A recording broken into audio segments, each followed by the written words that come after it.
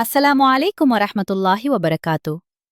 நமக்கு பிடிக்காத ஒரு விஷயம் நடந்தால் நாம் உடனே மனம் உடைந்து விடுகிறோம். ஏன் எனக்கு இப்படி சோதனை என்று கேட்கிறோம்.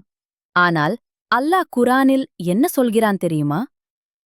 குதிப அலைக்குமுல் கிதால் வஹுவ குர்ஹுன் லக்கும் வஆஸா அன் தக்ரஹு ஷைஅன் வஹுவ ஹைருன் லக்கும் வஆஸா அன் துஹிப்பு ஷைஅன் வஹுவ ஷர்ருன் லக்கும் வல்லாஹு யாலோட் வ அன்தும் லா தாலமூன். உங்களுக்கு வெறுப்பாக இருப்பினும் அது உங்களுக்காக விதிக்கப்பட்டுள்ளது. நீங்கள் ஒரு பொருளை வெறுக்கலாம், ஆனால் அது உங்களுக்கு நன்மையாக இருக்கலாம். நீங்கள் ஒரு பொருளை விரும்பலாம், ஆனால் அது உங்களுக்கு தீமையாக இருக்கலாம். அல்லாஹ் அறிவான், நீங்கள் அறிய மாட்டீர்கள். அல் குர்ஆன் 2:216. இந்த வசனம் நமக்கு சொல்லும் பாடம் என்ன? நம் அறிவு குறுதியது, அல்லாவின் அறிவு பரந்தது.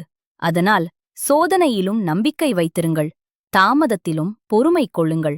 ஏனெனில் அல்லாஹ் செய்யும் ஒவ்வொன்றும் நன்மைக்காகத்தான். சில நேரங்களில் நம் வாழ்க்கையில் நமக்கு பிடிக்காத விஷயங்கள் நடக்கிறது.